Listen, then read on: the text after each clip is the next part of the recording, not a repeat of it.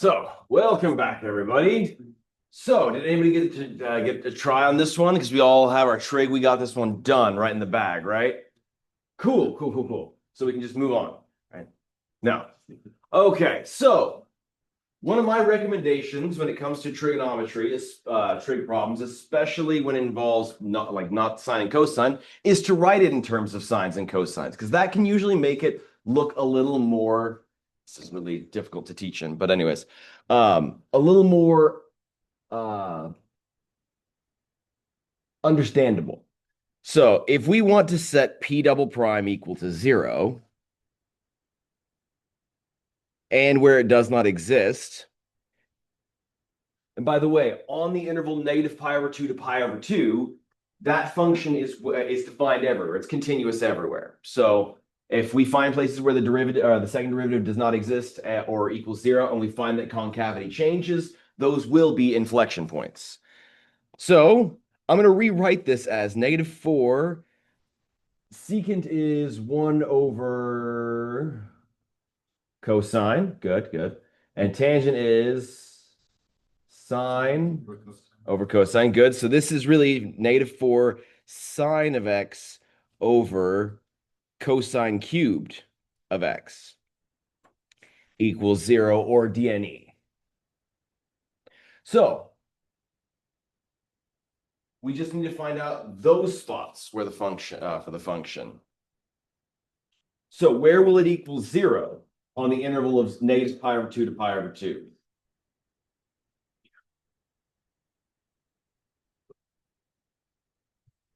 So it equals 0 when sine is equal to 0. So that would be at x equals,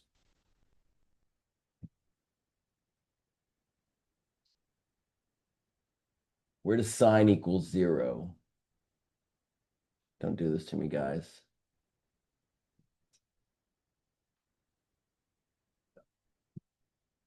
Pi and 0 and every multiple of pi. Very, very good. Very good. We got 0. That's the only one inside the interval.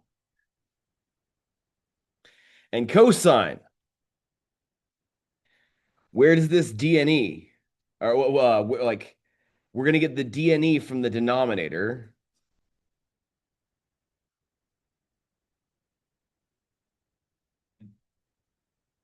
So where does cosine equal 0?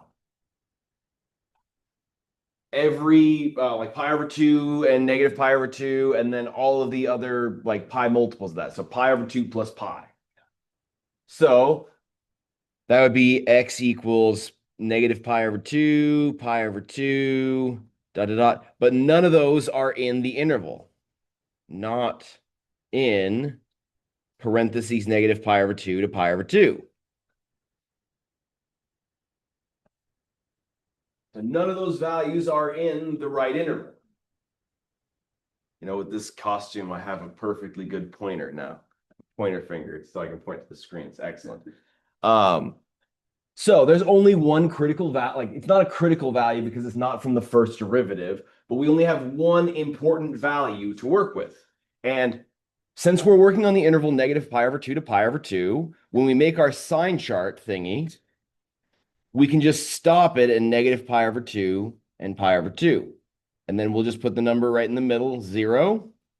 And so we'll put p double prime here. Now, we need to pick a number between negative pi over 2 and 0. We haven't really done this yet, so that's okay. We just need to figure out one angle. And you don't even really need to use an angle if you don't want to. You can just like pick like negative 0.1, because negative 0.1 is between negative pi over 2 and 0. That being said, it's usually easier to work with trig if you use nice angles. So I'm going to pick something like x equals negative pi over 4 and x equals positive pi over 4 for the other option. So that -4, I'm going to kind of highlight it in green, no, purple. Because that is negative, that's a negative number, that plays a role every single time. So we need to keep that in mind when we do this. That's a negative, and I'll put that right on the beginning from the start. Sine at negative pi over 4. Is that positive or is that negative?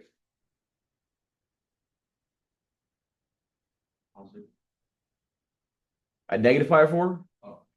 Negative pi over 4, you're in the fourth quadrant. And is sign positive in the fourth quadrant? No. All students take calculus. So it is negative in the fourth quadrant. So it's going to be a negative and then cosine. I mean, it's cosine cubed, but because it's cubed, it'll keep the same sign as cosine does. Is cosine positive or negative in the fourth quadrant? All students take calculus. In the fourth quadrant, cosine is positive. So it is a net positive here, and it is concave up.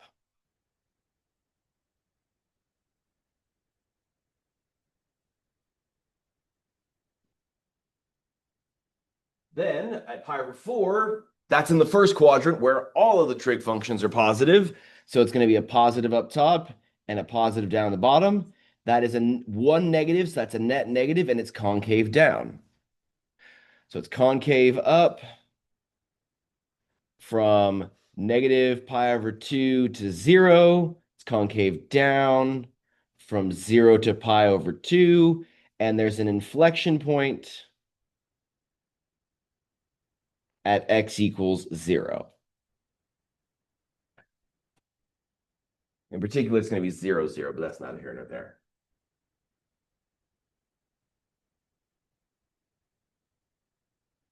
So whenever you're dealing with the non-basic trig functions, sine and cosine, I always recommend, especially if I'm trying to set the things equal to 0, I really try and make them into sines and cosines because it's those ones we usually have on lockdown more so than we have the other ones. Why are you laughing? Well, what's going on? What is it, something I'm wearing? Okay. So it's hilarious. I love it. I love it. Okay. That is that problem. Are there any questions on that one? Can we not put that on the test? Maybe, maybe. We will need to know our trig. It's going to come up. If it doesn't come up on the on an exam, it will probably show up at least once in the final. So it's important to study it. It's not the like it doesn't go away. It comes back with a vengeance in Calc 2. So the next one, given g of t is equal to the square root of t squared minus 1, find the intervals on which the concave up and down, along with the location of any inflection points. Now, it says in the note the domain is negative infinity to negative 1, union 1 to positive infinity. Because if you try and plug in any numbers between negative 1 and 1, you start getting a number smaller than 1 minus 1, you get a negative number on the inside, so it's no good. You can use a sign chart to figure that out too, but regardless, we're going to find the derivative, so g prime of x, remembering that this is t squared minus 1 to the 1/2. So this will be 1/2 times t squared minus 1 to the negative 1/2 times 2t. And my rule is always to simplify if you're going to use your function for your answer for something. We're going to be using this to find the second derivative, so we should simplify it a little bit and rewrite this as t times t squared minus 1 to the negative 1/2. You could also write it as t over t squared minus 1 to the positive 1/2 and do it by quotient rule. That's fine too. I'm going to do it by product rule here.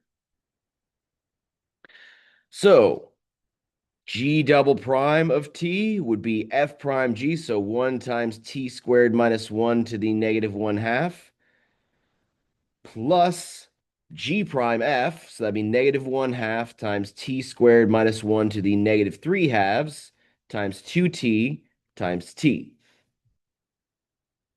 I'll put the second thing in brackets so we remember that's the derivative of g, the second function. Okay, so this one's going to be a little bit nasty, at least at first glance, to simplify, but that's okay. We can work through this. Let's rewrite them in radical format, because that will make it far more approachable. So I'm going to simplify it because I need to set this equal to 0, so I should simplify it. I'm going to use it, so I'll simplify it.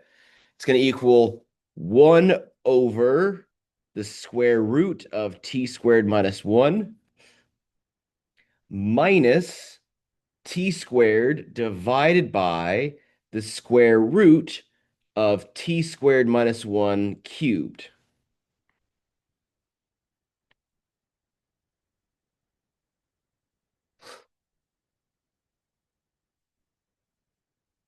Because in the negative 3 halves, remember, the power goes above, the root goes below. That's why the denominator of the second term is the square root of t squared minus 1 all raised to the third power. Okay. If I want to set that equal to 0, g double prime equal to 0 slash dne, well, I've got 1 over square root of t squared minus 1. Leave a little bit of space, then write a minus sign, and then do t squared over the square root of t squared minus 1 cubed equals 0 slash dne.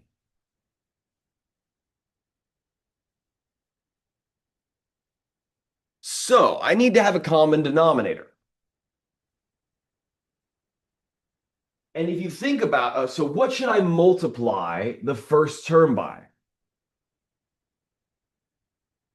What do you think? In order to get a common denominator. I'll give a small hint. This right here is the same as the square root of t squared minus 1 all raised to the third power. So they have the same denominators, but to different powers. They have the same factors, but to different powers. In particular, the first term is missing 2 square root t squared minus 1, right? So I need to multiply this by the square root of t squared minus 1 squared over the square root of t squared minus 1 squared. That's what it's missing. It's missing 2 additional factors of square root t squared minus 1. But by the way, square root of square, they cancel each other out. So this is really, maybe if we can, equals t squared minus 1. Remember, the square root and the square will cancel. So what we have is therefore t squared minus 1 minus t squared divided by the square root of t squared minus 1 cubed equaling 0. Take a second to digest that. Make sure you understand it. If you have any questions, please feel free to ask. I know I'm especially spooky scary today. Not only do I have the soul patch, but I also am like decrepit Patrick Star, right? That's what I feel like. I feel like Patrick Star, just like the angry version. But if you have questions, please feel free to ask. The algebra is necessary to understand here. Square root t squared plus 1, that cancels with the square root. And so you're really just multiplying by t squared plus 1, or t squared minus 1 to the first term. The t squareds cancel. This is equal to negative 1 over the square root of t squared minus 1 cubed. And so equaling 0, there's only one thing. T equals 1 and negative 1. Right? There's only, the numerator doesn't give us any place, like, so the derivative never equals 0. The derivative never equals 0. And furthermore, the denominator, like, and the places where it equals does not exist would be where the denominator equals 0, which would be precisely at 1 and negative 1. However, those are the endpoints of the domain, really. So when I'm setting up my sign chart, now that I've found my potential critical, or like my important values, I'm going to draw a bracket for the negative 1 and a bracket for the 1. And then I'm going to go ahead and just write something to signify that spot does not exist.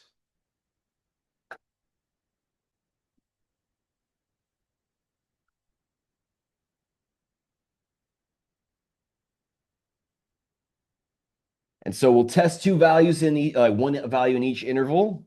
So we'll do t equals -2 and t equals 2. And we're plugging this into the second derivative to determine concavity. So when you plug in -2, the -1, it's always negative. So I'm going to highlight it and write that it's always negative. It plays a role because it's a negative number. And then the fun fact is I don't even need to bother plugging in the numbers into the denominator because the denominator is a square root of something. And square roots always give a positive number because we're I mean, there's technically a thing called the non-principal square root, but we don't talk about that. We don't worry about it. So square roots will always produce a positive number. So there's a plus sign here and a plus sign here. So it's concave down, and you've got a frown in both situations. So concavity doesn't change. And even if it did, it wouldn't change. Like even if this was a plus sign here, and this was like that, 1 and -1 would not be would not be inflection points because they're not the same. Like concavity isn't changing as we flip over from -1 to 1. There's like this big space in between the two of them.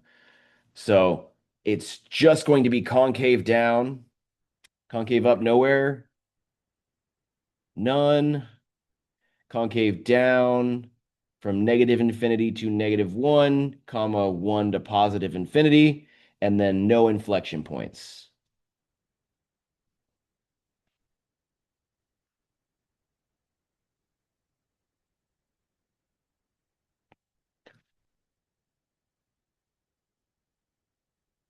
Any questions on that?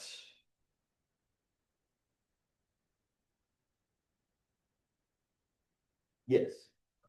Might have been missing something, but when we wrote the square root of b squared versus q is the same as, like we wrote the second part, how is that the same? So, excellent question. How is this equal to this? Right? That's what you're asking? Well, that has to do with how it's defined. So, if you have t squared minus 1 to the 3 halves, you can either think of that as t squared minus 1 to the 1/2, then raised to the third. Because remember, power raised to a power, you can multiply the powers. So you can think of 3 halves as 1/2 times 3. And so I can write like that, which is precisely what I have in pink. Sorry, I have pink. But you could also, which is the way it's written before, you could also kind of flip-flop these because multiplication is commutative. And you could write this as the third power times the 1/2 power. And that's where the original version is, because that's t squared minus 1 cubed raised to the 1/2 power, so square rooted. So both versions are relevant. Does that make sense? Yeah. All right. And Marcus. You got t equals 1 and -1 from the denominator being does not exist, right? Yes, from from the denominator equaling 0, which would make the derivative, the second derivative, not exist. What if you plugged in 0 though? Because technically it'd be imaginary, and then if you square a negative number, does that technically exist? So if you plug in 0, you'll get a complex number. You'll get the square root of -1, so you'll get -1 over I, which then you multiply. You'll get I. -1 over I is equal to I. So you have but that's not a place where the derivative doesn't exist. I mean, it is a place where it doesn't exist, but it's not like a critical value. But in doing so, we have to extend ourselves to the complex plane, which would be a little bit weird to talk about. Because then we have to work with 4 dimensions, and that's a little bit beyond the scope of this course. Because we have to talk because a complex function, we deal with single variable functions. We take one x value on a number line, and we get one y value on a vertical number line. But if you're talking about complex functions, a complex plane, a complex number has a real component and a complex component, an I value. So when you do a complex valued function, you're taking 2 variables, a complex and a real part, and you're mapping it to another complex number, a real part with an imaginary part. So you're taking 2 variables and converting it to 2 variables, which makes you a 4-dimensional function. So if you ever looked at if you ever decide to look at a complex analysis textbook, you'll see a lot of these graphs where they're like they have like heat signatures to symbolize a fourth dimension which we can't visualize. So they kind of like use magnitude to figure out what it should look like if we were able to figure out four dimensions, but it's nobody can see in four dimensions, so it's kind of a hard one. So we just want to include it in the critical value. Correct. That's the short way to say that we don't need to worry about that. But it's fun to talk about, fun to experiment with. Complex numbers are fascinating. Okay. Any other questions? Yes, JT. It's basically the same thing, and when we figure out the same x, then we multiply the first equation Mm-hmm. by the t squared minus 1 squared. Yes. How come multiply by squared, not cubed? Because it already has one factor of square root t squared minus 1. Okay. It already has one of the factors. So to maybe make this look a little bit more approachable, imagine if you had 1 over t squared minus 1 minus t squared over t squared minus 1 cubed. Right? What would you do then? You'd multiply, in order for them to have a common denominator, I have to multiply this by what it's missing, which is 2 factors of t squared minus 1. That's the idea. It's just we're dealing with radicals here. All right. Now, we have already learned the first derivative test. The first derivative test tells us where the function is increasing and decreasing, and then uses that to determine relative extrema. Going back up here to this part, right? Where's the there it is. If we go so when we make a sign chart like we have down here, we're using the places where it's increasing, where it's decreasing to figure out where there are relative extrema. There's a slightly faster way to do it, but it does lose out on a little bit of extra information. So we call that the second derivative test. Suppose f is twice differentiable such that f double prime is continuous. That's important. You need your function to be continuous there. And further, suppose that the first derivative, so let's make sure we highlight that, the first derivative equals 0 at x equals c. So your second derivative is continuous at x equals c, and your first derivative is equal to 0. So thinking about what we know about tangent lines and derivatives and stuff like that, if your derivative is equal to 0, you've got a horizontal tangent line. My silly hand. You've got a horizontal tangent line. So that can happen at one of 3 different places. You don't need to draw this because we're actually going to draw something else. You could either have this situation where you have a horizontal tangent line, you could have this situation, or you could have this situation. Let's make it draw a little bit better, like that. So you could have either it being a relative maximum, a relative minimum, or kind of like a squiggle line. So there's no relative extrema. You can use the second derivative to determine where you have relative extrema. If the second derivative is positive, then f has a relative maximum.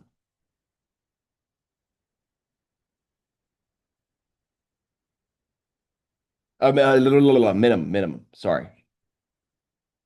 Apologies. I miswrote it.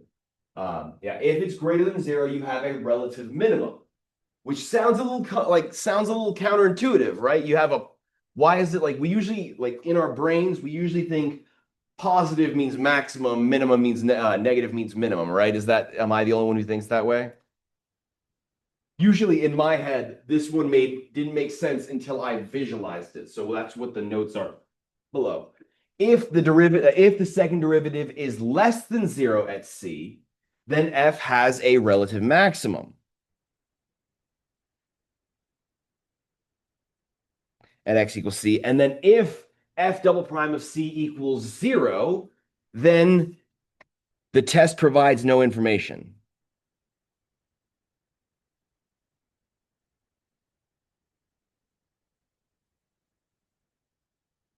It could be that it has a relative max. It could be that it has a relative min, but this test can't figure it out.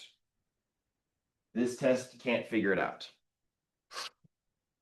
So when double prime of C equals 0, it's either it has a relative maximum, it has a relative minimum, or it has neither. You need to do more testing to figure it out. So let's talk about it, and then we'll talk about the nuance and why we're even talking about it if we already have the first derivative test. So, the reason why it works. If f double prime or f prime of C equals 0, which is assumed in the theorem, then we have a horizontal tangent line.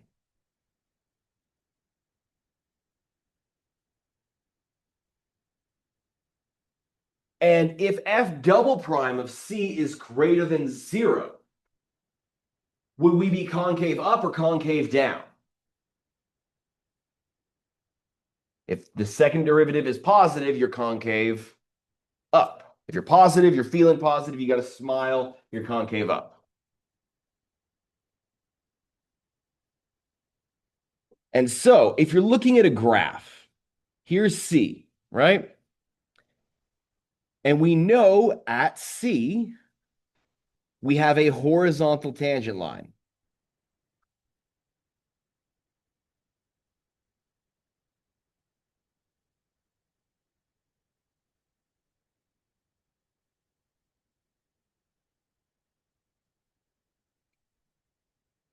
Apparently I scared somebody away. Not scared. Oh, I believe for some reason. If you're concave up, you're making a smile, right? You're making a smile. So your curve should look, I'm going to highlight this in green, I guess.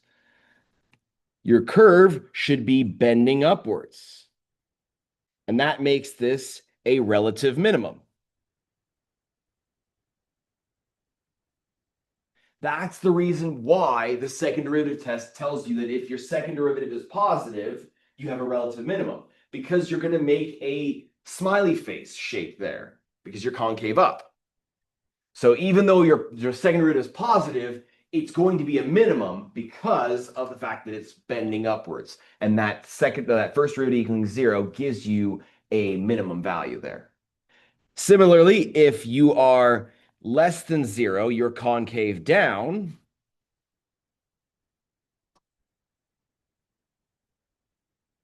I'm going to color code this one in orange, or I'm going to highlight it in orange, or you could just write it in orange. I should have done that instead. But either way, if you're looking at here's C, once again, you have your point right here, and you have a horizontal tangent line.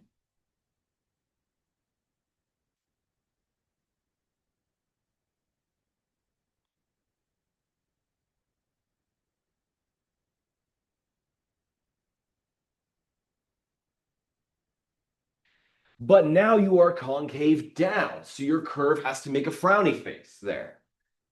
So it should kind of look like this. And that's a relative max.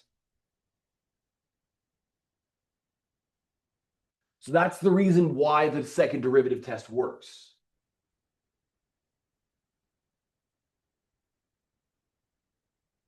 So one other thing, one limiting factor of the second derivative test is what note 2 is talking about. You'll notice that it just said, suppose f prime of C is equal to 0. But we know that critical values occur if the second derivative is equal to, or the first derivative is equal to 0, or it doesn't exist. So why isn't that part of it? Well, if the first derivative doesn't exist, then the second derivative doesn't exist, and then we can't even plug in the value. Because if the second derivative doesn't exist, then it's not going to be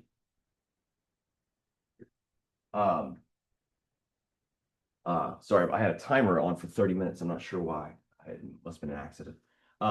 If the first derivative doesn't exist, then the second derivative won't exist, and we won't be able to compute it. So it's kind of a moot point. So that's a limitation right there of the second derivative test. It doesn't work out for every critical value that you can find. So that's a limiting factor to it. So you might be wondering, why study it then? Because another limitation is that the second derivative test, it doesn't tell us where the function's increasing or decreasing. I mean, you can kind of glean some information based on the fact that it's concave up or concave down to figure out whether it's increasing or decreasing, but it's very, very convoluted to figure it out that way. So the first derivative test tells you relative extrema and it tells you increasing and decreasing. So why would anyone bother to use the second derivative test if the first derivative test does it all and more? First reason is that it is faster, especially with polynomial functions, as we'll see. If you're just being asked for relative extrema, it's far faster. But that's not really a good enough reason to choose it over the other, in my opinion. The main reason why I mention it is to show you the concept of a test having no information. So the fun fact is, once you get into Calc 3, so Math 283, you'll start talking about multivariable functions. And those things create surfaces in 3 space. And in those situations, you can still find relative extrema. You can still find relative minimums. They look like bowls now instead of it looking like like that or like this.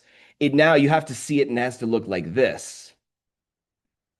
And there, right down at the very bottom, that is a relative minimum. And then similarly for a relative maximum. But unfortunately, there is no first derivative test when it comes to multivariable functions, because with the first derivative test, we're talking about increasing and decreasing of one variable. But you can have, with that situation, when you're talking about 3 dimensions, you can have it where one side is going from increasing to decreasing, but the other side is going from increasing to decreasing. And that's what we call a saddle point. Like if you were to draw this shape, it's really hard to draw it by hand. But if you there's great visualizations online. Just search saddle point, calculus saddle point, and you'll see what it looks like. So the first derivative test can't really be used because there's 2 variables being tested. But there is the way around that is in Calc 3, you use a second derivative test. It's a little different because you're dealing with 2 variable functions, but the idea is still there. So this will show up again. This concept of a second derivative test. So I wanted you to be prepared for it and see that it does have a one-dimensional analog. But the other thing is this whole fact of the test provides no information. So in Calc 2, you will start talking about sequences and series. And with sequences and series, you're going to learn a lot of tests. You're going to learn about the root test, the ratio test, the comparison test, the alternating series test. You're going to learn a lot of different tests to figure out whether or not a sequence or a series converges to a finite number, or whether it diverges and blows up or never becomes a specific value. And almost all of those tests that I mentioned have a situation where if you use it and you get a value, in their case, it's usually 1, the test doesn't provide any information, and in which case you have to do more tests. So this is a common concept that happens in mathematics, where sometimes a test will not provide any information, and you have to do other things to figure out the answer. So are we going to use it? No. I mean, I'll show you how to use it, because it can be useful. It can be quick in certain circumstances. But other than that, there's not really, just use the first derivative test. So use the second derivative test to determine the x values of all relative extrema for the function. So first and foremost, we need to find the potential places for relative extrema, which come from the critical values. So f prime of x is equal to 6x squared minus 6x minus 12. F prime equaling 0/dne. You can factor out a 6, and this will factor just in the interest of time. This factors to x minus 2 times x plus 1 equaling 0. So our CVs are x equals 2 and negative 1. The 6 doesn't give us any critical values because it's just a 6. So we could have that those are relative extrema, or they could be nothing. Now we need to find the second derivative. F double prime of x is equal to 12x minus 6. So with these bits of information, we will test the critical values and determine if they're relative extrema. So f of 2, f double prime of 2 would be equal to 12 times 2 minus 6. That's positive 18. That's greater than 0. So that means a relative min at x equals at x equals 2. The first derivative told us there was a critical value at 2. Then we plugged into the second derivative. Since the second derivative was positive, that means that your concave up there, you've got a smiley face. And so your relative minimum, like your critical value will be at the bottom of the smiley face, making it a relative minimum. If you do f double prime of -1, you'll get 12 times -1 minus 6. That's now negative 18. That's less than 0, which means it's a relative max at x equals -1.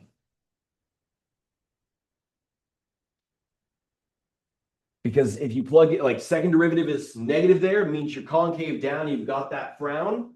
So the critical value will be at the top of a hill, making it a relative max. So this was pretty quick if you're only, I mean, like I wrote it in a lot of work because I'm showing all the details of plugging it into the second derivative. But imagine if you're just doing this in your head or in your calculator, you don't need to write much and boom, you're done. So that is a nifty fact about it. It's very, very quick if you're just asking for relative extrema, but that's very rare that happens in this class, and like in calculus in general. It's very rare that we're just asking whether or not we have relative extrema. We usually want to see whether it's increasing or decreasing. This gets used a lot in 3.5, which is optimization, but that's neither here nor there.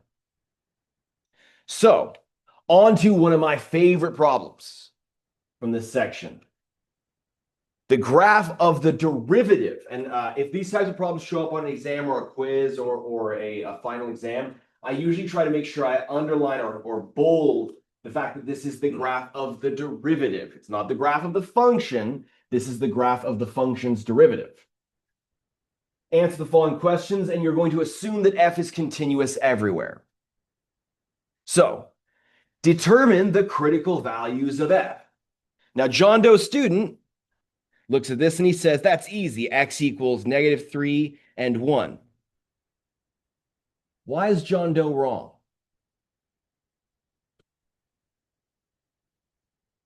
Those are where the second derivative doesn't exist or equals 0.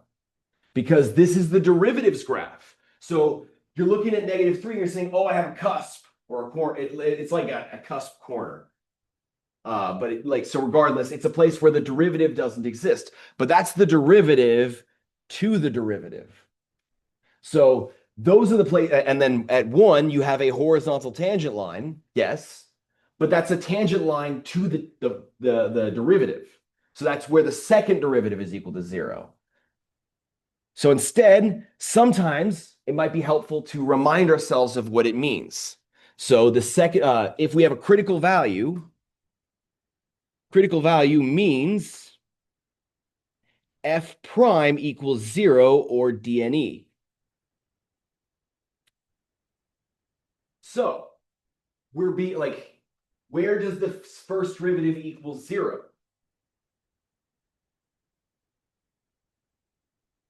Someone said -1 on their right, -5 and 3. There's no places where the first derivative doesn't exist. That graph is a continuous graph.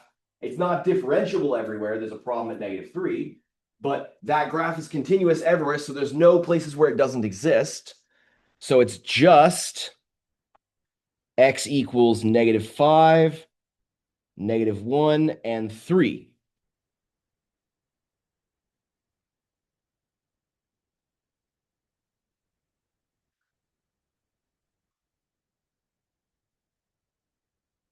Does that make sense? Those are the spots where the derivative is equal to 0. Those are the x-intercepts of the derivative. The places where the y value, the function value of the derivative's function value is 0. Then it says, determine where it's increasing and decreasing. Determine where the function. So these problems, it really is a situation where you have to be very, very slow and deliberate in what it's asking. Because what if this, like, I could add in an extra question and say, where, on what intervals is f prime increasing or decreasing? And that's a completely different question. Or on which intervals is f double prime increasing or decreasing? Those are other questions we can ask. And we have to keep in track what they are in relation to this graph. So if we're asking where the function is increasing, how do we find out where a function was increasing or decreasing? We use the first derivative, right? That's what those whole sign charts were all about up here. We use the first derivative or the second derivative to figure out where it was increasing or decreasing. So in particular, we were looking for where the derivative was positive or where the derivative was negative. So increasing or decreasing, f increasing implies f prime is greater than 0, and f decreasing implies f prime is less than 0.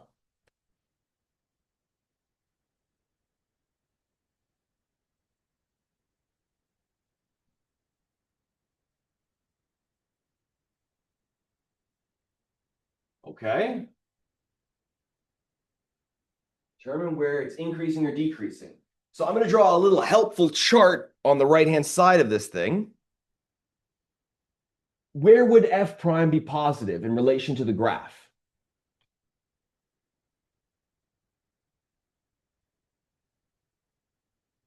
Where it's above the x-axis. If the derivative is above the x-axis, that's where the derivative is positive. That's where your derivative's function values are greater than 0. So the derivative's function values are its y values. Those are these values up here. Then down below, this is where the first derivative is negative because this is the graph of the first derivative. And then precisely, it equals 0 on the x-axis. F prime of x equals 0 here. So if you're trying to figure out the places where the original function is increasing, you're trying to find the places where you're above the x-axis for your derivatives graph. So that's going to be here. Oop, I wanted to use a highlighter. From 3 onwards, and then from -5 to -1. So it's increasing from -5 to -1, comma, 3 to positive infinity. And it's decreasing where your first derivative would be negative. But we're given the graph of f prime. So any place where the graph is below the x-axis is a place where the derivative is less than 0. So that would be from -infinity to -5, and then from 1 to -1 to 3. So -infinity to -5, comma, -1 to 3. Okay. Okay, that's something. Do we have any questions so far? JT, yes. If there's not a point on the end of the graph, do we just assume that's supposed to be an arrow? Yeah, like this was once again, this was when I was still learning how to use Desmos properly. And so I wasn't adding arrows to my graphs and stuff. I don't even have, like this time, I don't even have arrows here and here. I know, like in later, like as this evolves with us, you'll see that the graphs get better and better. And they usually have arrows included. I added this problem and I was like, it's a really good problem, but then I didn't bother to add the arrows. And I'd already inputted into LaTeX and I didn't want to add them. But yes, on exams, I will make sure there's an arrow. Except I didn't do that on the most recent exam. So that's a lie. Okay, determine the relative extrema of the graph. Now notice it just says x values because I don't know what the function is. So I have no way of knowing where what the y values will be of the function's relative extrema. But I'm going to use this information along with this information to create a sign chart. I don't need to have the function, the derivatives equation to figure out the sign chart. I have everything I need. So From B, I have negative, let me actually rearrange, say from A and B. From part A and part B, I can make a sign chart. Here's F prime. Our critical values were -5, -1, and +3. And we knew, based on part B, where it was increasing, where our derivative was positive and where our derivative was negative. It was increasing on -5 to -1, and then from 3 to positive infinity. And it was decreasing from negative infinity to -5 and from -1 to 3.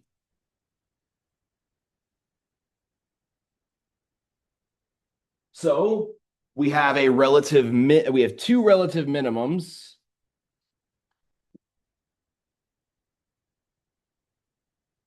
And we have one maximum.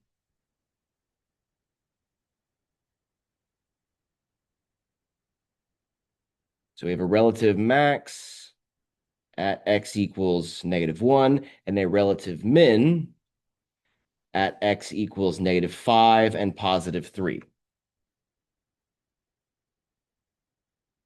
This question is great. This question is, if you can understand this question, all the pieces to it, you can really, like, that tells me you conceptually understand what the derivatives do. There's a lot of good questions in this one. Maybe think about that when it comes towards exam 3.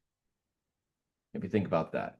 And I know you're probably thinking then, oh, damn it, that means this is going to be on there. Maybe it will be, maybe. But we know how to do it now, so we're all good. There we go. So we're going to get 100% on that problem. Excellent. Questions, please ask them. If this doesn't make sense, you can even raise your hand and say, it doesn't make sense to me, and I'm happy to answer that question. This is a very, very good problem, though. Okay. Determine the value of the limit as h approaches 0 of f of -3 plus h minus f of -3 divided by h. That's problematic. I don't have the graph of f. Do I need it? Does that look familiar? What does it look like? Like the definition of the derivative. It is the definition of the derivative. This is equal to f prime of -3. That's what that's equal to.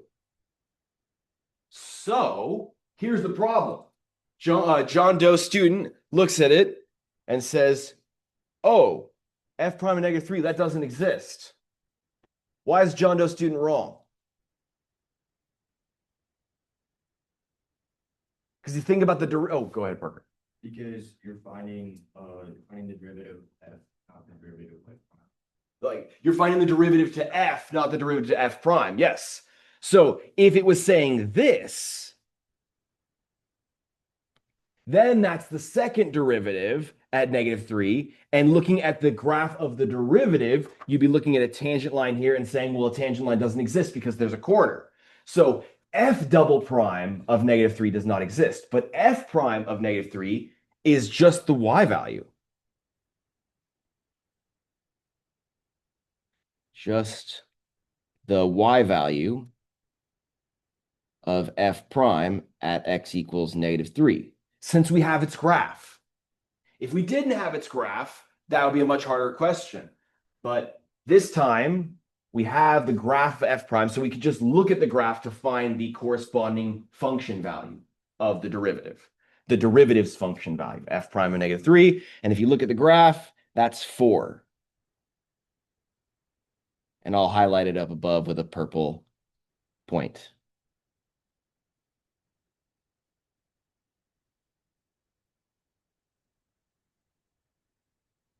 So I've written it up above so we can see it, but I've also written it down below. Okay. Then the next thing, unless there's any questions on that one. Determine the interval or intervals on which f is concave up and concave down, and the x values of any inflection points. Notice that we are assuming that f is continuous everywhere. So if we do have any places where concavity changes, they will be inflection points. But for the same reason as part C, we have no way of knowing where the y values are on our function. So there's no way to find the actual location of the inflection points of f. So this is that hard thing about talking about f, f prime, and f double prime. So concave up. What does that mean in terms of the second derivative? It means the second derivative is positive or negative? Negative. Concave up, positive. Because if you're feeling up, you're feeling positive. So this means that the second derivative is positive. Okay. How do I use that to my advantage here? How do I take that information and utilize it here?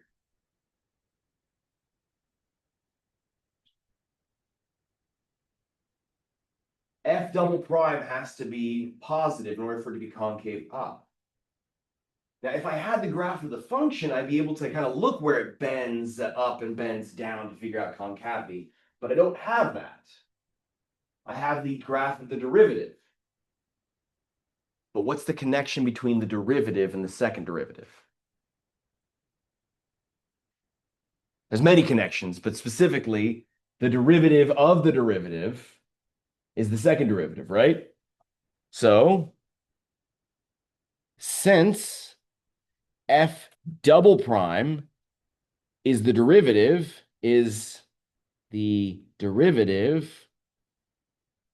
of f prime, we can look at slopes of tangent lines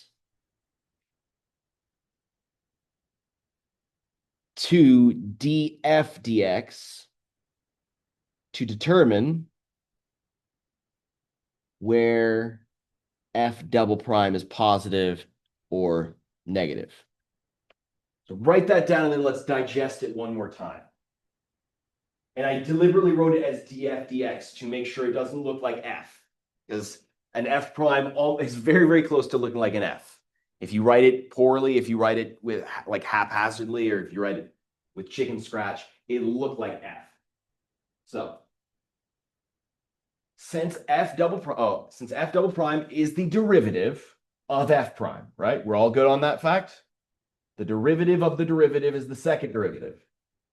So f double prime is the derivative of f prime. That means that the slopes of the tangent lines to f prime, to df dx, are the values of f double prime. So for example, just to give a concrete example, f double prime of 1 is 0. Is f double prime of 3 positive, negative, or 0?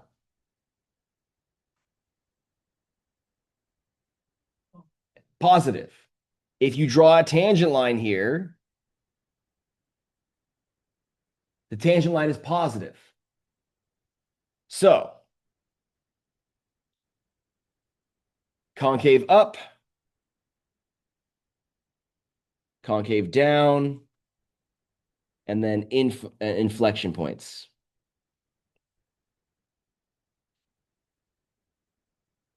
So,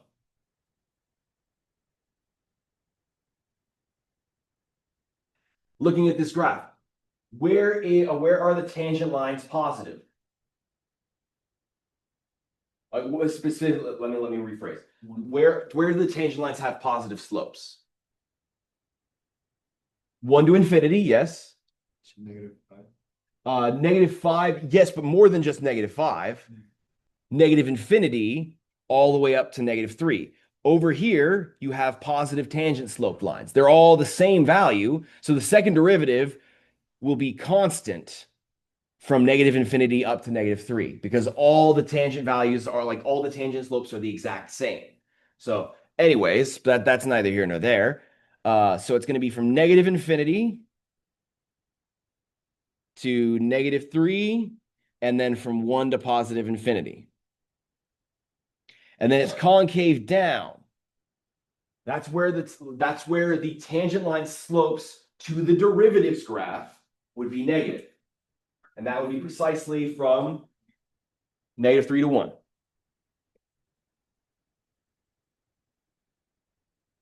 And then because concavity changes, right, it goes from increasing to decreasing, meaning that the second derivative goes from being positive to negative. That's changing concavity. -3 provides an inflection point. At 1, it goes from decreasing to increasing. The derivative to the derivative goes from decreasing to increasing, meaning that your second derivative goes from being concave down to concave, or your function goes from being concave down to concave up. So there is an inflection point at x equals -3 and 1.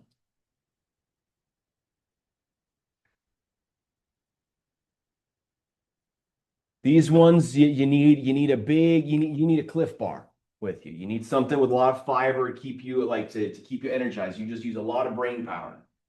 Or your frosted mini wheats. Just hope you get one of those golden ones that just has a bunch of frosting, right? It's the best part. You got to save those for last, right? Am I the only one? Okay, we're all the same. Good. We're all on the same page. You got to save those for the last. I haven't had frosted mini wheats in forever. Okay, and then last one, f double prime of -6. Once again, this is the derivative to the derivative. So this is the tangent line slopes at -6 to the derivative. Let's write that down. Let's use green. So this equals the tangent slope to df dx at x equals -6. The tangent slope to df dx at x equals -6.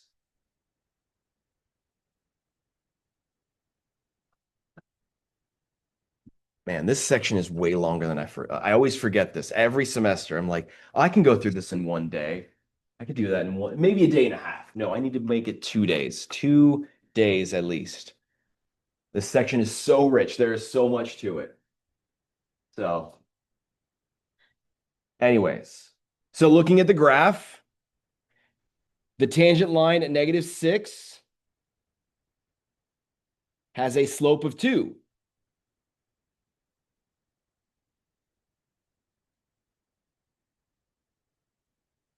So that means that this is equal to 2.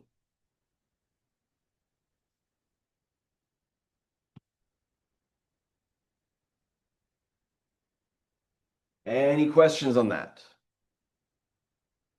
Does anybody need to write anything up top, or are we all good to move on after we finish writing this? Good? Okay. That's a tough one. Are we good? Okay. All right. I'm going to skip these two and I'll make a video for those two just because I want to move on to 3.4. And these ones aren't as interesting or as enlightening as the other. These are just really good practice problems. I encourage you to try them yourselves. I'll make a video, but I'll tell you what the answers are. You should definitely try these over the weekend with your friends. They'll be a good option. A is 2, B is 4, C is 1, and D is 3. And then it's ABC. So that's the reason. Try and figure out the reasoning. Work backwards if you must, but I suggest you erase those before you try it and try them again, or write those somewhere else as well, so that you can verify your answer. But we got to move onwards. This problem right here, by the way, one thing I want to draw your attention to. Question 10, if you can do question 10, you understand the derivatives, like the graphical interpretations of the derivatives. You might not know how to find them, but you understand the concepts. So definitely try question 10. I absolutely adore this question. It's a great one. So on to 3.4, curve sketching. Sketching the graph of the function based on its properties is a difficult task. There's a lot of information to go through. And now that we have calculus, there's even more that we can work with. But my recommendation overall, the best thing that you can do is be organized. There's going to be a lot of steps to each problem. And so it behooves you to take things slow and make sure it's well organized. It's kind of like thinking about, have you ever tried to solve a 3x3 system? Right? 3 variables, 3 equations. It's a lot of work. And if you are unorganized in your work, it becomes infinitely harder. So same thing is true here. Now, I actually did not come up with this graph. One of my students, when I was a grad student named Emily, showed me this. And I've kept it ever since because it's a great concept. This graph shows you what the curve should look like. These lines, these curved lines, tell you what the curve will look like.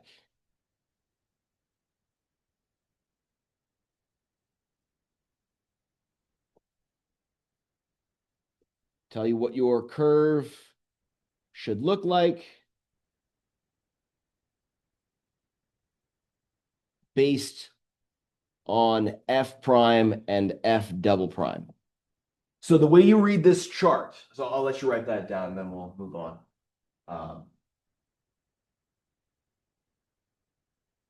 The way you read this chart is that if f prime was negative, so we're in this, if f prime was negative, you'd have negatively sloped tangent lines, you'd be decreasing. And if your second derivative was positive, that's concave up.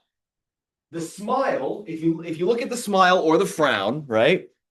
There's like, if this is your function, on one half of the concave up, your function's decreasing. On the other half, your function's increasing. On the left half, you're decreasing and your tangent line slopes are negative. On the right half, you're increasing, your tangent line slopes are positive. So you have, if your derivative is negative and your second derivative is positive, your curve will make this type of a shape.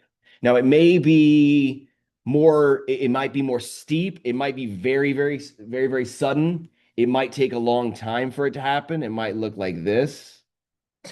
But regardless, it's going to make that curved shape. That's how you read this little chart, and we'll see it in action in a little bit. But here is the procedure.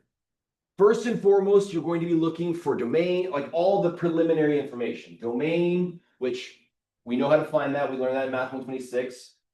You don't want to waste your time looking at intervals where the function's not defined. You're looking for making sure that you're not dividing by 0, you're not taking square roots of negative numbers or even roots of negative numbers and all that stuff.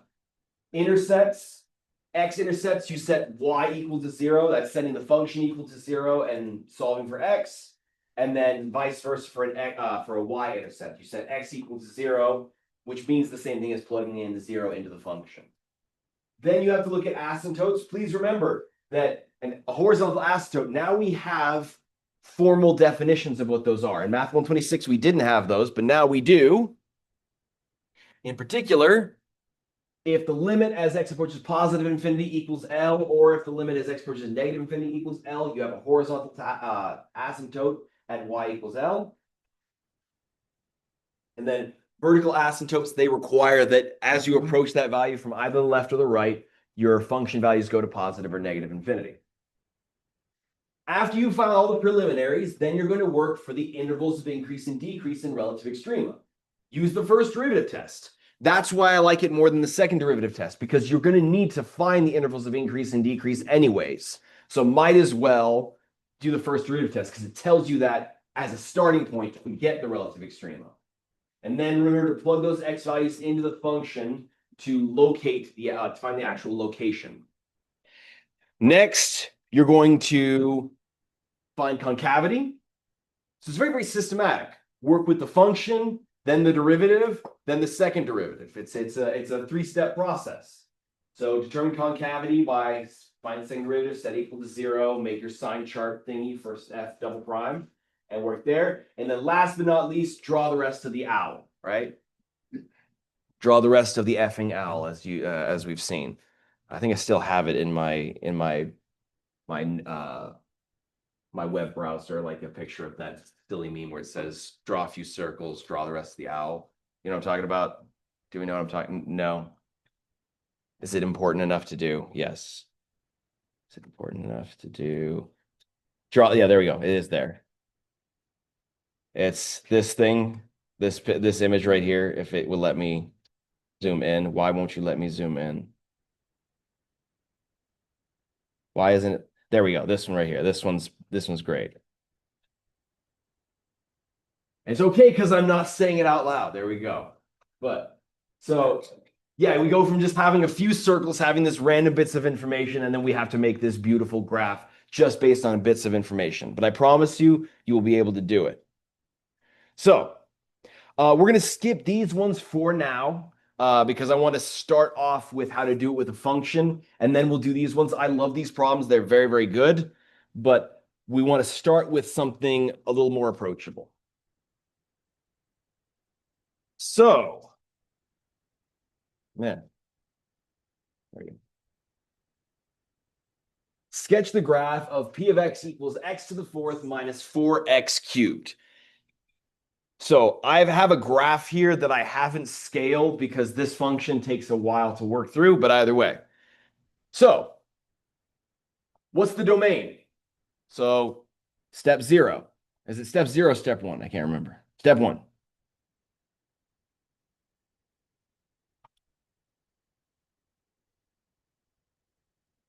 What's the domain of this function? It's a polynomial. All real numbers. Polynomials are defined everywhere. They're the most beautiful number functions we have. They work, they are great.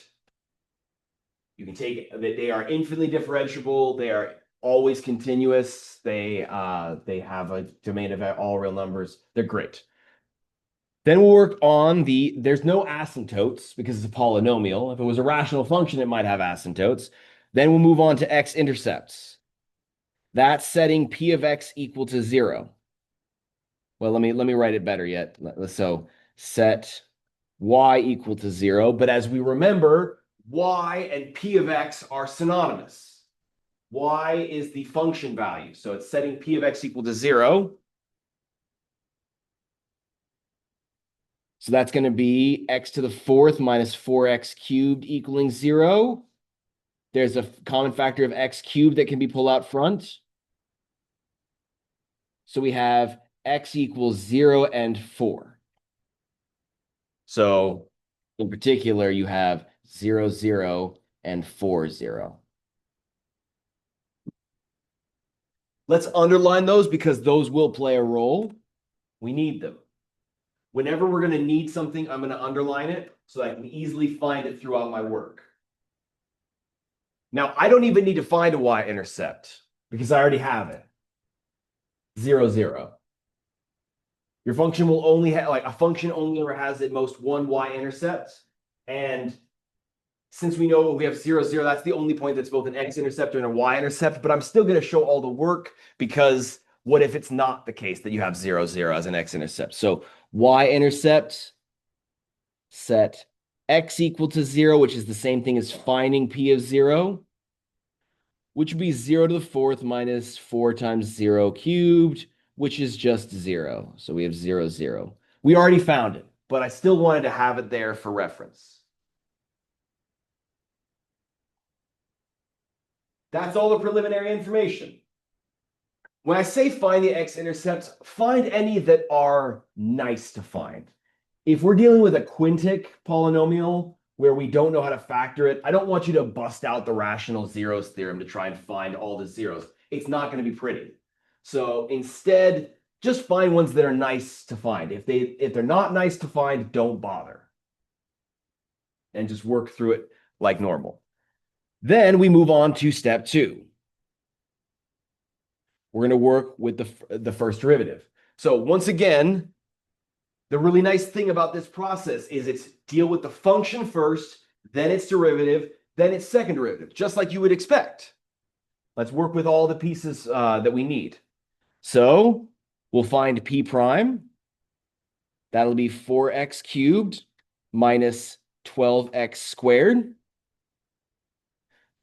if we're going to find places where it's increasing and decreasing in relative extrema, we need to find the critical values and semi-critical values. They may be important, but so we're going to set P prime equal to 0/DNE. And I already noticed that there's a common factor of x squared and a common factor of 4. So I'll factor those out. 4x squared times x minus 3 equals 0. So my CVs are x equals 0 and 3.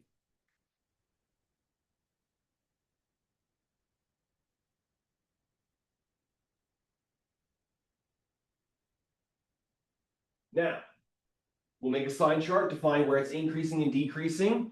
I wrote that these were critical values because remember, this is a polynomial, and polynomials are defined everywhere, so any semi-critical value is a critical value. So 0 and 3.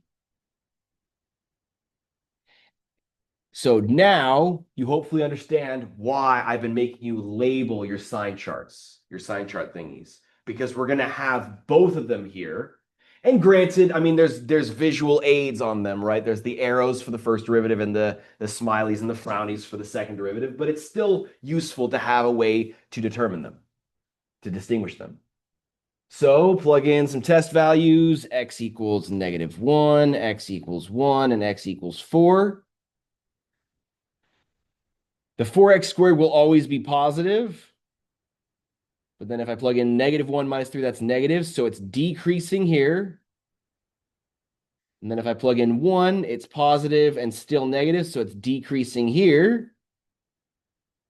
And then if I plug in 4, it's positive times a positive. And that's increasing.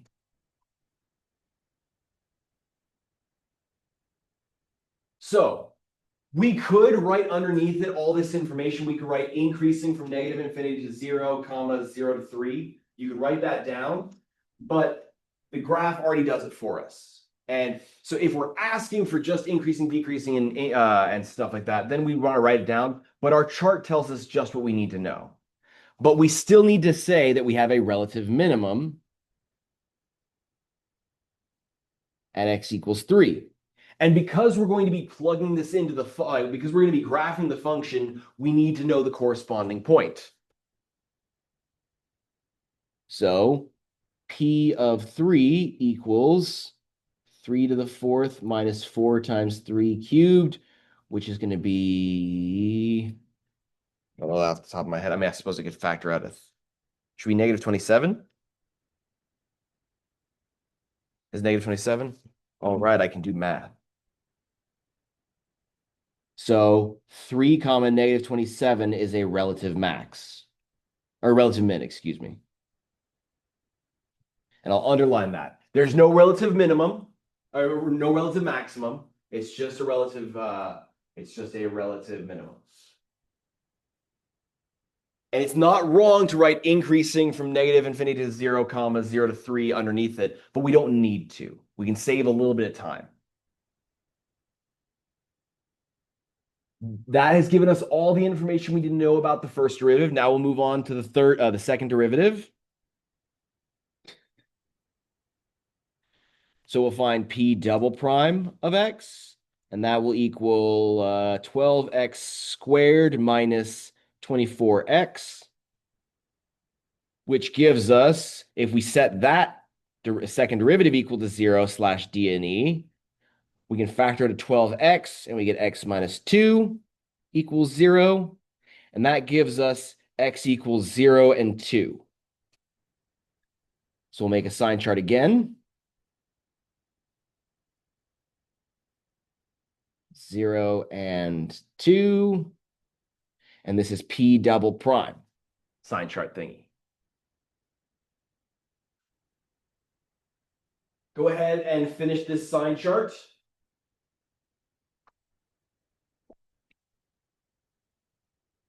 I'm sorry, no break today, so no crosswords today, unfortunately. Sad days.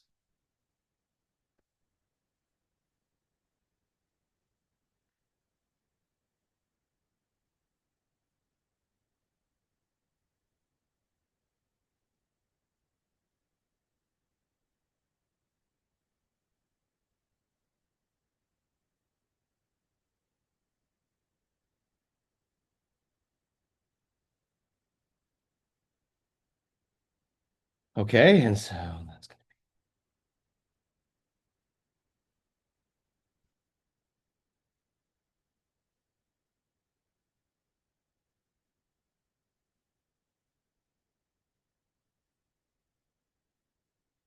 be. You should get positive, negative, positive. And so we now know where it's concave up and concave down. We could write that out in interval notation, but that's not really needed. But we do need to know that we have an inflection point at 0 and an inflection point at 2, because concavity changed and our function is defined at those places. So we'll write that these are inflection points. Inf points. So P of 0 equals 0 to the 4th minus 3 times 0 cubed, which is 0. P of 2 is 2 to the 4th minus 3. Is it 3 or is it 4? Oh, 4. Apologies. It should be 4 times 0 cubed. Not that it matters there, but it does matter here.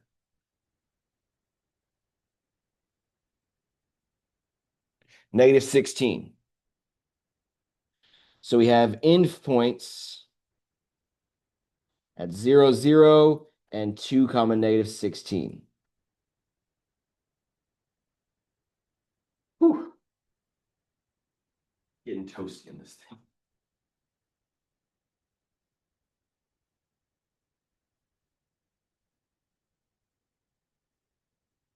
Any questions so far?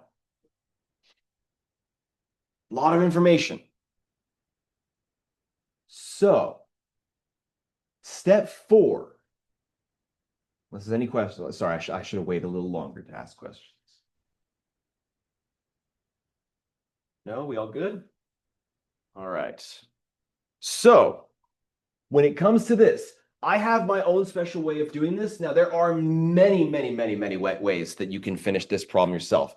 I don't really have any preference for you guys, but this is the way I've done it. And if you do it this systematic way, it might take a little longer, but you're guaranteed to get it right. So, step 4. First and foremost, we're going to draw that nice little graph. So it looked like this, this, this, this, and then the curve should look like that, that, that, or that. I'm going to make a cheat sheet underneath. So I want you to draw 2 lines. Leave a little bit of space and then draw 2 lines underneath it. So like this, and then one's directly underneath it. And I'm going to label this one P prime and this one P double prime. We made the side charts up above. So let's go ahead and do those ones. So 0 and 3. 0 and 1, 2, 3. And we knew it was decreasing, decreasing, increasing. So it's decreasing. And I'm going to draw a downward line for the whole segment. Like that. And you'll see why in a second that it was increasing.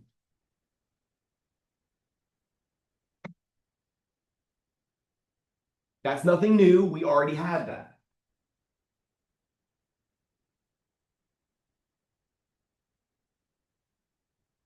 Then I'm going to do the same thing with the number line that we had for P prime, P double prime.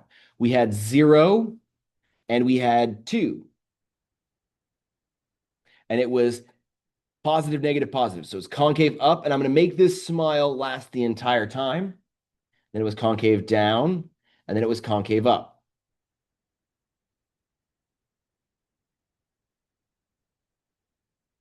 All right. Now, the way I learned this was, by the way, was just using the derivative and then looking at my hand to see what it would look like. And it was not very efficient. This one, I actually stole from my wife. She was the one who figured this one out because her mind works differently than mine. But I like this method. It's foolproof. So what I want you to do now is I want you to split up your interval at any tick mark that you had. So we'll split it up at 0, we'll split it up at 2, and we'll split it up at 3. Like that. Now, why? Why would I do this? This middle portion is going to give me the shape of the graph on each segment. I've even had students do this in the past when they do these problems where they draw like a faint line at all those values. I'm going to make it pink so you can see it. But they'll draw like a faint line here, a faint line at 2, and a faint line at 3. So they know where those look like on the graph. That's something you can do and then erase it after the fact. That's fine. But I am going to work with it just where it is. So why have I made this little middle segment where I've divided it under each piece, and I've divided it not just where they correspond, but I've done it at every single tick mark that I created, both on the P prime and the P double prime. And the reason for that is that they both affect each other. So specifically, if you look at 0 to 3, from 0 to 2, you're decreasing and you're concave down. But from 2 to 3, you're decreasing, but you're now concave up. So where you are changes the graph. Both of them get applied. So this is what we're going to do. If you're decreasing,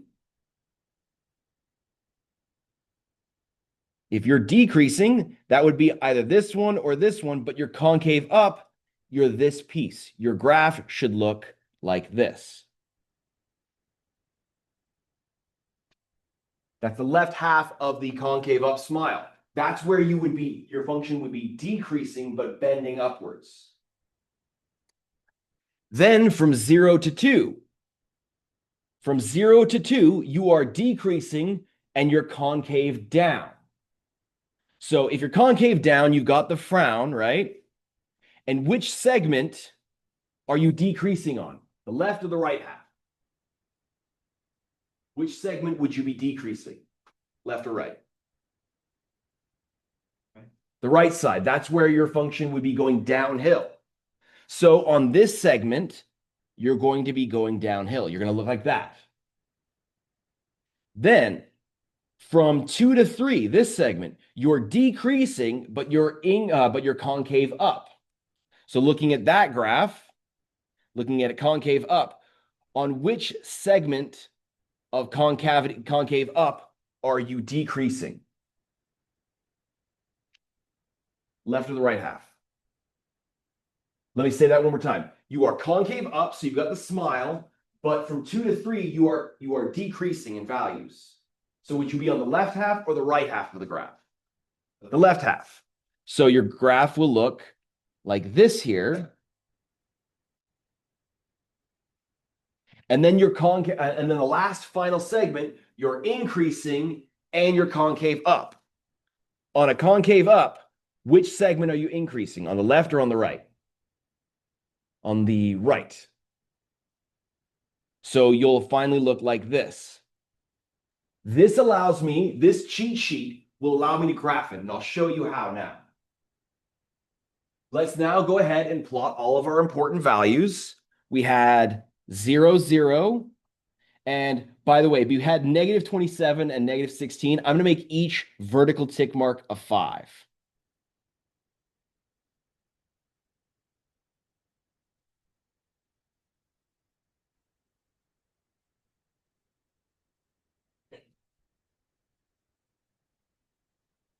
So we had 0, 0, that was an x-intercept.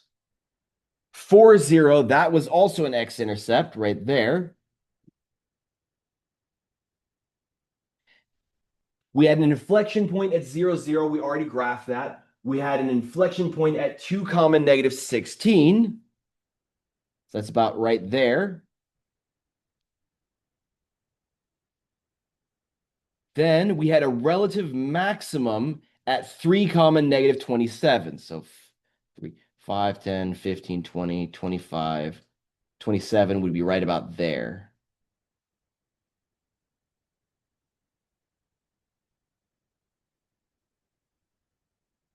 Right about there. And those are all the points that we had. We have our y-intercept, we have our x-intercept, we have our relative extrema, and we have our inflection points. Now with that information, we can start making the graph. And so maybe I will draw those vertical lines for just a minute. I am lucky enough to have the iPad where I can just immediately erase them. So I will do that.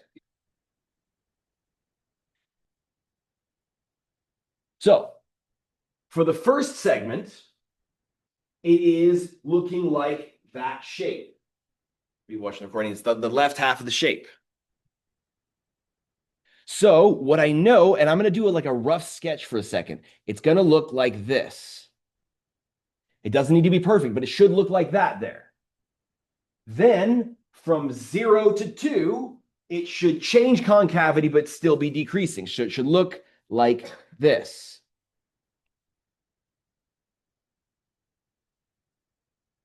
Then from 2 to 3, it changes to concave up, but still decreasing. So it should change concavity and look like that. And then from 3 onwards, it's the curve upward. So it should look like this. Now, it's not going to look perfect at first. That's why I usually draw it in a pencil first and then redraw it. So that's what I'm going to do now. I'm going to erase my faint lines that I drew, and then I'm going to make it look prettier now. Because it won't be that curvy over here because it's a polynomial. It should kind of be pretty steep. So it should look like that, and then that, and then like this, and like that. Boom. And congratulations, you have just successfully made your proposal to your significant other, and they have definitely said yes. If you can do that with them, if you can show them that situation, you are guaranteed to get yourself a husband or a wife or whatever you want to do. So I encourage you, if you're planning on proposing, if anybody here has a significant other and they're planning on proposing, better do that. And let me get some data, because I have 100% success rate. I showed my wife how to do that, and I am married now. So yes, are you going to do it this weekend? No. Perfect. Do it. Let me know. 100% of students who have done it have gotten married. None of them have done it, but if they did, yes. Okay, go ahead. What's your question?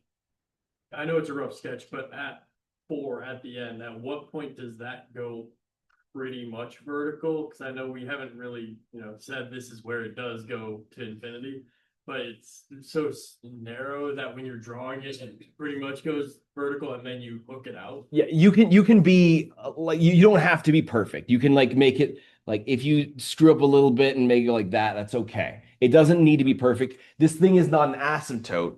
It just increases indefinitely, but it goes very, very quickly.